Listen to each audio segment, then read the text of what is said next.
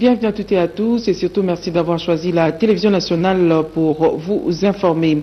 Le chef de l'État Joseph Kabila Kabange séjourne dans la partie est de la République démocratique du Congo. Après Goma et Beni, le président Joseph Kabila est arrivé à Butembo, toujours dans la province du Nord Kivu. Suivez les images dès son arrivée avec Anakle Mulunda Tshisobantu.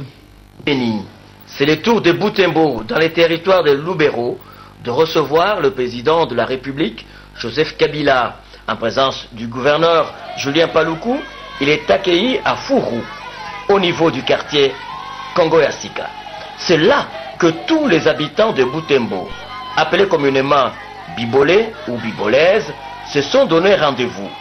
À sa descente du véhicule, le président de la République, Joseph Kabila, est ovationné par une foule immense.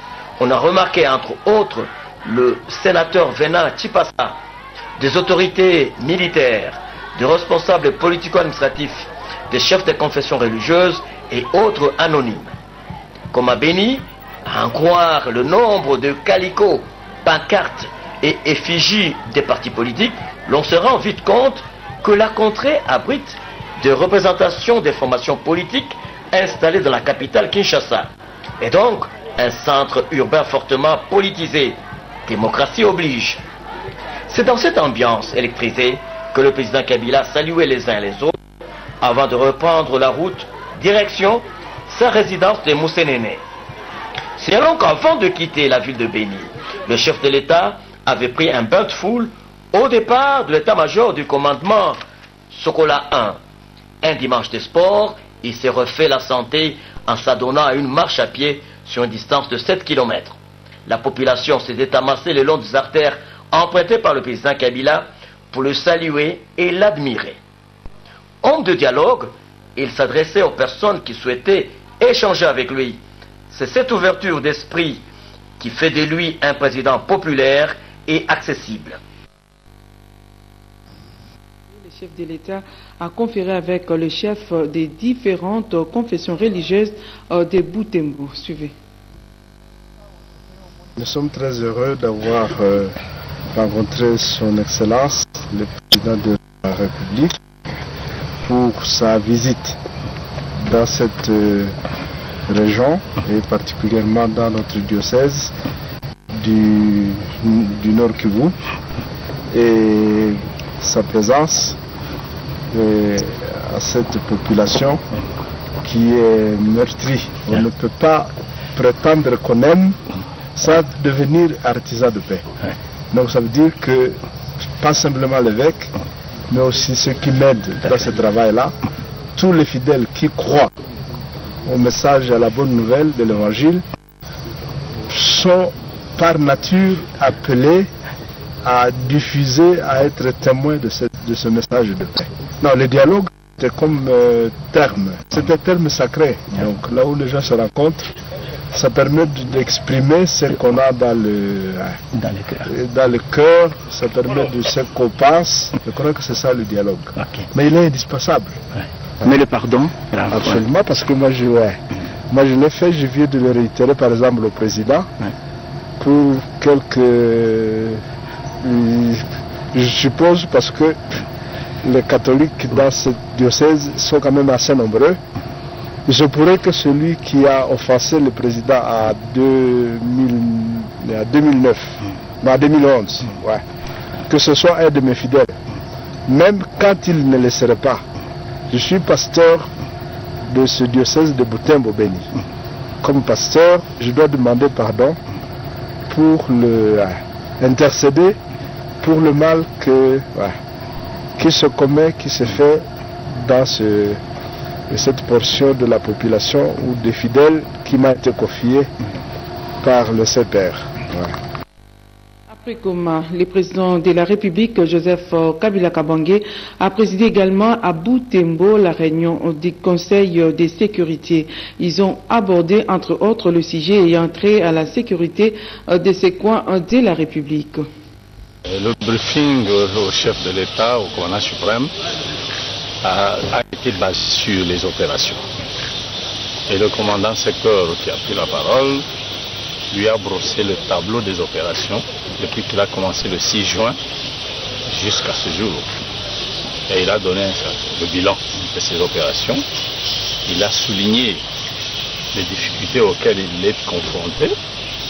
Et il a aussi souligné la détermination de nos forces, malgré les difficultés, à aller de l'avant et à arriver à éradiquer cet ennemi-là.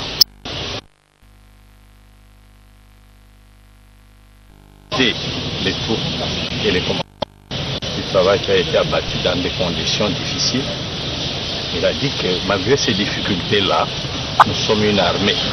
Et une armée n'est pas faite seulement pour protéger les frontières et protéger les hommes et leurs biens, mais leur protection consiste à faire la guerre. Donc une armée, c'est une machine de guerre. On ne doit pas la concevoir autrement que cela. Parce que l'objectif final est d'éradiquer ce mal qui est en train de déranger la population et de l'empêcher de vivre de manière adéquate. La République démocratique du Congo a été déclarée pays sans polio par l'Organisation mondiale de la santé depuis le mois de novembre 2015 en cours grâce aux efforts du gouvernement dans les secteurs de la santé, lesquels efforts ont aussi permis la réduction de la mortalité de la mère et de l'enfant. Dans les domaines de l'enseignement, on note l'amélioration des conditions de scolarisation et d'apprentissage des enfants. Voici un extrait du discours du chef de l'État relatif au secteur de l'enseignement et de la santé, choisi par Pierre Kibambeso Moïsa. Dans le secteur de la santé, les efforts engagés par le gouvernement en termes de construction ou réhabilitation des hôpitaux et centres de santé, d'équipement des infrastructures sanitaires, mise en place de mécanismes d'approvisionnement régulier en médicaments essentiels ont permis à notre pays d'être déclaré pays sans polio par l'OMS depuis le mois de novembre de cette année.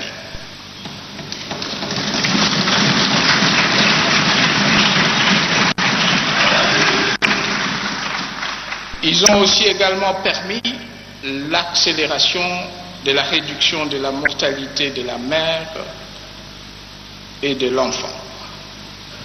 La mortalité infanto-juvénile est ainsi passée de 148 décès pour 1000 naissances vivantes en 2007 à 104 décès pour 1000 naissances vivantes en 2014, soit une réduction de près de 30%.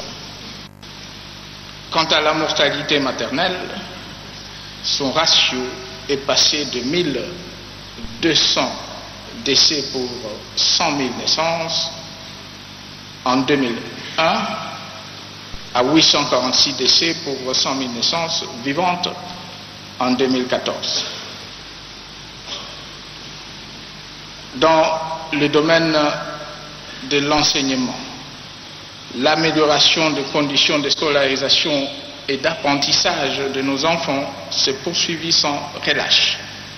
L'objectif ultime demeurant l'accroissement de l'accès à l'éducation sur fond de promotion de l'égalité, de chance à tous les niveaux d'éducation de base pour les filles, les enfants en difficulté, vulnérables ou défavorisés, ainsi que d'enseignement et des apprentissages. S'agissant de l'accès à l'éducation, au niveau préscolaire, le taux des enfants enregistrés est passé de 280 000 en 2013-2014 à 340 000 en 2014-2015.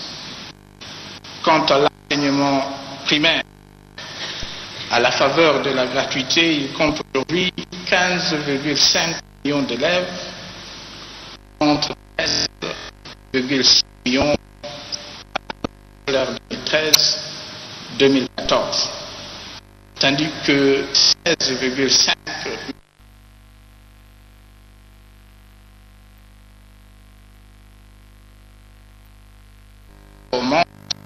s'explique par l'extension progressive de la gratuité, la prise en charge sur le budget de l'État,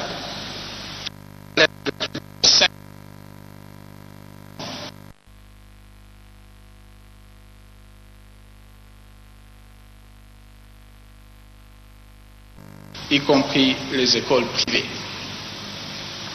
Elle s'explique également par la mise en œuvre de programmes de construction d'écoles, les capacités d'améliorer les conditions d'accueil des élèves.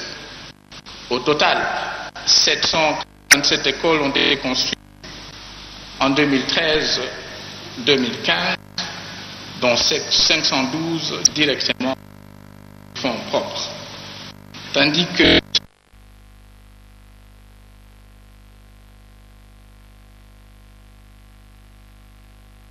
mille écoles au total devront avoir été construites à la fin de l'année scolaire 2015-2016. Et la 10e école devrait être livrée au cours du premier trimestre de l'an 2016. La troïka stratégique de ce lundi présidée par le Premier ministre Augustin Matata Ponyo a examiné la situation économique nationale et internationale. Les comptes rendus avec le ministre de l'économie, Modeste Basilkwebou. L'économie nationale, d'abord pour ce qui est du taux de croissance, il est toujours maintenu à 7,7% par rapport aux prévisions qui devaient être de 10,4%. Et vous savez, comme nous l'avons déjà dit, ceci est dû d'abord à la baisse continue et structurelle des prix des matières premières, mais également à l'insuffisance d'énergie dans le secteur extractif. Pour ce qui est du taux de change de notre monnaie nationale, sur le marché interbancaire, le franc congolais s'échange à 928 francs congolais, le dollar américain contre 933,5 au marché parallèle. S'agissant des finances publiques, les finances publiques ont connu un excédent de 37 milliards de francs congolais, mais consolidé, ceci amène le solde, donc le déficit à 121 milliards avec le solde consolidé depuis le début de l'année. Mais il faut noter que par rapport aux prévisions en termes de déficit et en termes d'encadrement de la dépense, des efforts considérables ont été observés en ce qui concerne justement la gestion des finances publiques. Pour ce qui est de la Banque centrale a connu dans son plan de trésorerie un déficit de 3 milliards 781 millions. Pour ce qui est de la paye se poursuit normalement. La paye de décembre a déjà été enclenchée et il est prévu qu'au plus tard, le 24, en tout cas tous les grands centres soient déjà payés et étaient payés. Mais pour ce qui est de l'arrière-pays, les efforts sont fournis et par le ministère du Budget et par la Banque centrale pour qu'au plus tard, le 31 décembre, tous les agents et fonctionnaires de l'État aient été payés. Le secrétaire général de la majorité présidentielle, Aubin Minakou, a présidé la dernière réunion de la plateforme pour l'année 2015. La majorité présidentielle s'est dit prête à aller aux élections après les dialogues politiques nationaux inclusifs. Pensez du Souma Pakabal pour les reportages. Ils ont ainsi répondu à l'invitation du secrétaire général de la majorité présidentielle et président de l'Assemblée nationale, l'honorable Aubin Minakou. Les membres du bureau politique se trouvent à quelques jours de la fin de l'année 2015 pour évaluer les actions de leur plateforme menées par rapport aux enjeux politiques de l'heure, C'était ce lundi 21 décembre à Kinshasa. Le bureau politique a tenu à réaffirmer sa foi aux élections et que la majorité est prête pour aller aux élections dès que le dialogue aura levé un certain nombre d'hypothèques. Le dialogue, c'est la voie royale pour résoudre tous nos problèmes. Les participants à cette rencontre ont exhorté le président de la République, Joseph Kabila Kabange, autorité morale de la MP, à poursuivre ces œuvres de la pacification, ce qui reflète fondamentalement les attentes du peuple congolais. L'encouragement envers le président de la République et le gouvernement de la République ne pas se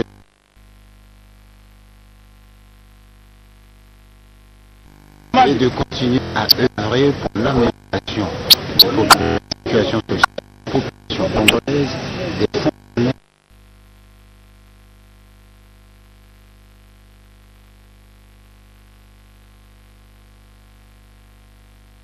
Les échanges se sont déroulés dans un climat de parfaite convivialité. Une grande marche de soutien a été organisée hier dans la commune de Mongafula par le secrétaire général adjoint du PPRD. La jeunesse de Mongafula dit oui au dialogue. Les détails avec Louis Dorbalé Kilaï. Ce sont essentiellement des jeunes du parti présidentiel, toutes catégories confondues, étudiants et sportifs, résidant dans la commune de Mongafula.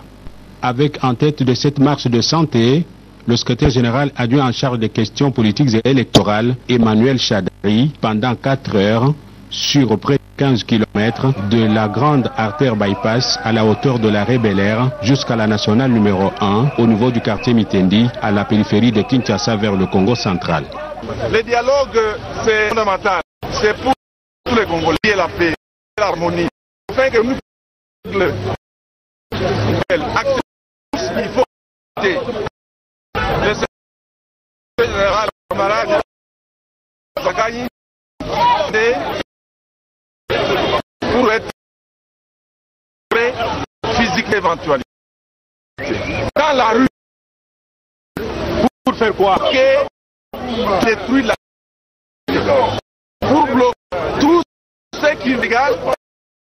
Pour reprendre les insurrections, nous sommes prêts, on va les bloquer. C'est les sanctions seulement de Mongafula, ce sont les jeunes gens de Mongafula. Au point de chute de la marche, Emmanuel Chadari a appelé encore une fois les jeunes à la vigilance et à ne cautionner aucune casse d'où qu'elle vienne. Désormais, a-t-il dit, chaque dimanche, sur instruction du secrétaire général Henri Mova, il y aura une marche analogue dans l'une ou l'autre commune, a-t-il annoncé. Suivant à présent, c'est condensé des déclarations, des journées de sensibilisation, des forums et aussi des marches de soutien au dialogue politique national et inclusif convoqués par le chef de l'État, Joseph Kabila Kabange. Condensé signé Alain Bikaï. La redynamisation des activités du parti à la base est l'objectif principal que s'est assigné le secrétaire permanent et porte-parole du parti Lumumbiste unifié, Guizé Ngalouki, qui a poursuivi le week-end dernier la série des matinées politiques. Il s'est entretenu avec le chef des organes de base du Palou. Il s'agit des chefs des cellules, des cercles, des sections et des secrétaires provinciaux de la ville-province de Kinshasa. Guizé Ngalouki a signifié que le Palou va bel et bien participer au dialogue initié par le chef de l'État, Joseph Kabila Kabange, pour sauvegarder la démocratie et organiser les élections dans un climat apaisé. Et surtout centré sur les préoccupations de ce jour qui est le dialogue. Nous avons mis l'accent sur la discipline, nous avons mis l'accent sur la solidarité, parce que nous avons une grande mission dans ce pays. Ces mêmes messages étaient repris par le secrétaire permanent adjoint du Palou, Robert Ngambi. Le Palou a par l'occasion remis des brevets aux militants du parti ayant totalisé plus de 50 ans. Le commissaire adjoint en charge des questions économiques, financières et développement s'approprie le discours de Joseph Kabila devant le Parlement réuni en congrès. Devant les membres de la mutualité de Luisa réunis dans la salle Cambien au quartier industriel à Kananga, Justin Milonga a, comme l'a dit Joseph Kabila, soutenu que le dialogue demeure la seule voie pour régler tous les différends liés au processus électoral et que ce n'est pas par la violence qu'on peut résoudre les contradictions. Milonga, qui s'est dit soutenir la politique de Joseph Kabila Kabange, celui de voir les filles et fils de la RDC vivre en paix pour le développement, a appelé les membres du territoire de Luiza réunis au sein de la mutuelle de Luiza, dont il est lui-même originaire, à dénoncer tout complot contre la RDC et d'être tous derrière Joseph Kabila Kabange dans sa démarche de réunir les filles et fils du pays autour d'une table pour régler les questions de la République. Ce même message a été donné dans son église où il est pasteur et représentant légal, les Amis de Jésus. Justin Milonga a demandé à ses fidèles de prier pour les autorités du pays en général et pour Joseph Kabila Kabange en particulier, pour que ce dialogue soit organisé dans la paix, l'amour et la transparence. Le dialogue national convoqué par le chef de l'État Joseph Kabila Kabange est soutenu par des milliers de Congolais. L'honorable et bienvenu Luyo Tanjoli, membre du Parti démocrate chrétien, a saisi cette occasion pour appeler sa base électorale à soutenir les dialogues, gage d'une paix durable. J'ai réuni une partie de ma base de Lukunga cet après-midi pour essayer de relayer le message du président de la République par rapport à la tenue du dialogue national. Je crois que comme l'opinion nationale et internationale avait suivi, le président de la République a annoncé la tenue dans les tout prochains jours du dialogue national pour essayer de parler de tous les problèmes brûlants de l'ère, notamment liés à l'organisation des élections, tout ça. Il était de notre devoir, nous en tant qu'élus du peuple, de venir auprès de la base, parler avec eux, leur dire exactement les dialogues c'est quoi, parce que souvent quand ils suivent à la télé, avec nos Français ici, des fois la population ne comprend pas. Alors il est de notre devoir de leur dire, d'expliquer la pensée du chef de l'État et de leur demander de soutenir cette idée, parce que depuis tout le temps, le dialogue a toujours démontré son importance et les résultats par rapport à la situation que connaît notre pays aujourd'hui. Kinshasa est grand, il faudra passer partout pour faire passer les messages. Il y a la Tchangou, il y a Moamba, il y a la Funa. On va essayer de passer partout pour essayer d'informer la population du bien fondé du dialogue. C'est au cours de l'Assemblée générale du mouvement des ouvriers du Congo que les participants venus de provinces de la RDC ont réfléchi sur l'auto-prise en charge et les enjeux politiques de l'heure. Pour Denis Kalonji, président du conseil d'administration, sa structure combat la précarité de la vie du travailleur du secteur public et privé. Faisant d'une pierre deux coups, les membres de ce mouvement soutiennent le dialogue national inclusif convoqué par le chef de l'État, Joseph Kabila Kabange. Vu l'option prise par les autorités du pays pour la tenue d'un dialogue national autour de la reprogrammation du processus électoral, nous, membres du mouvement ouvrier chrétien du Congo, soutenons le principe du dialogue politique inclusif. Le mouvement ouvrier chrétien du Congo, en tant que mouvement social, ne peut rester indifférent à cette situation. Notre démarche, en tant que mouvement social, a toujours privilégié le dialogue comme mode de règlement des conflits. Les organisations membres du mouvement ouvrier chrétien du Congo sont encouragées à y prendre activement part. Au ministère de la Femme, de la Famille et de l'Enfant, il y a eu lancement des associations des femmes chinoises. Explication avec Jojo Ndiboukaboulou. Elles sont au nombre de 7 membres du comité permanent qui dirigeront l'association des femmes chinoises en RDC, AFCC, sous la présidence de Madame Rosine Zong. C'est la ministre de Femmes, Famille et Enfants, Lucie Kipele, la représentante de l'ONU Femmes, Françoise Ngendayo, ainsi que l'ambassadeur de Chine en RDC, Tong Ging Wang, qui ont coupé le ruban symbolique du démarrage effectif de cette association qui a pour but de protéger les droits et les intérêts des femmes et enfants chinois vivant en RDC et à promouvoir la culture chinoise. L'ambassadeur de la Chine en RDC a remercié les initiateurs de cette association car elle permet d'approfondir davantage les échanges culturels et économiques entre la RDC et la Chine. Prenant la parole à son tour, la ministre des Femmes, Familles et Enfants, Lucie Kipele, a promis tout son soutien pour la bonne marche de cette association qui permet de raffermir davantage les liens sino-congolais pour créer un Congo prospère tel que voulu par le chef de l'État, Joseph Kabila Kabange. Françoise Ngendayo, représentante de l'ONU Femmes, a quant à elle encouragé cette initiative. Autre temps fort de cette soirée, c'est la remise des diplômes d'honneur à la représentante de l'ONU Femmes et à la présidente de l'Association des femmes chinoises en Afrique. C'est dans une ambiance de convivialité qu'a pris fin cette cérémonie marquant la sortie officielle de l'AFCC. Le commissaire spécial du Kasaï et les ministres de l'enseignement primaire secondaire et de l'initiation à la nouvelle citoyenneté ont sensibilisé la population de Tshikapa sur le dialogue, nous dit Edi Chala. Marc Manyangandambo, commissaire spécial du Kasaï, poursuit sa campagne de sensibilisation de la jeunesse de Tshikapa au soutien du dialogue initié par le chef de l'État, Joseph Kabila Kabange, président de la République. Les derniers en date sont les jeunes du Kasaï venus de toutes les associations et partis politiques qui ont assisté à cette journée de sensibilisation qui a eu pour cadre la salle du centre d'écoute et d'information conviviale pour adolescents, CIK en sigle. Marc Manyangandambo, commissaire spécial du Kasaï, a entretenu cette jeunesse autour du dialogue en présence du ministre national de l'enseignement primaire, secondaire et initiation à la nouvelle citoyenneté Maker Mwangou et aussi de ses deux adjoints et des députés nationaux et provinciaux venus pour soutenir cette démarche. C'est à partir des concertations nationales de 2013 que le vent du dialogue inclusif comme voie par laquelle les peuples congolais doivent penser ce prêt. Projeter un avenir radieux pour sa jeunesse a été pensé et confirmé par le chef de l'État, comme nous l'avons dit le 14 décembre, après avoir consulté toutes les forces vives de la nation, toutes tendances confondues. Le message de l'autorité provinciale a été renforcé par le ministre Maker Mwangou Famba. Signalons qu'à l'occasion, le commissaire spécial du Kasaï, Marc Manyanga, a remis un don de 150 chaises plastiques à ce centre des jeunes. Ce geste de l'exécutif provincial a été vivement salué par la jeunesse du Kasaï qui voit son centre équipé en mobilier. Et à l'Équateur, le commissaire spécial Roger Mwamba a visité les différents chantiers de sa province. C'est un commentaire de Fabrice Wanzenge Djokolikosama.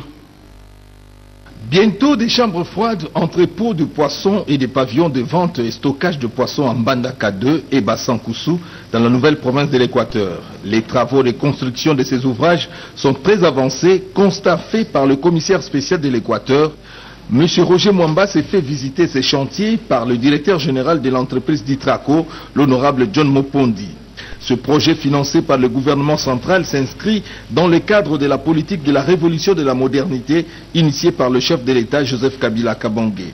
Le commissaire spécial de la nouvelle province de l'Équateur, Roger Mwamba, qui fait l'état des lieux de sa juridiction, a saisi l'occasion pour expliquer à la population le bien fondé de cette réalisation gouvernementale sur instruction du président de la République, Joseph Kabila Kabange. Il y a construction métallique. Même pour un geste modeste comme celui-ci, nous devons remercier le chef de l'État d'avoir autorisé le décaissement de fonds pour ces ouvrages.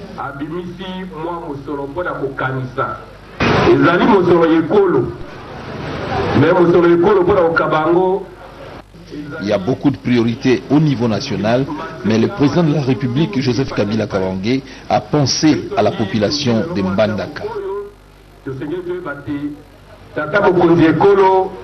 Joseph Kabila Kabange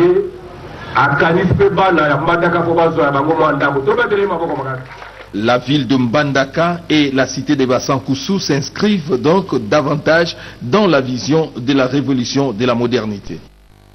Le gouvernement provincial du Tanganyika tient au développement de leur province. C'est ce qui justifie la présence des investisseurs sud-africains dans cette partie du pays. Suivez.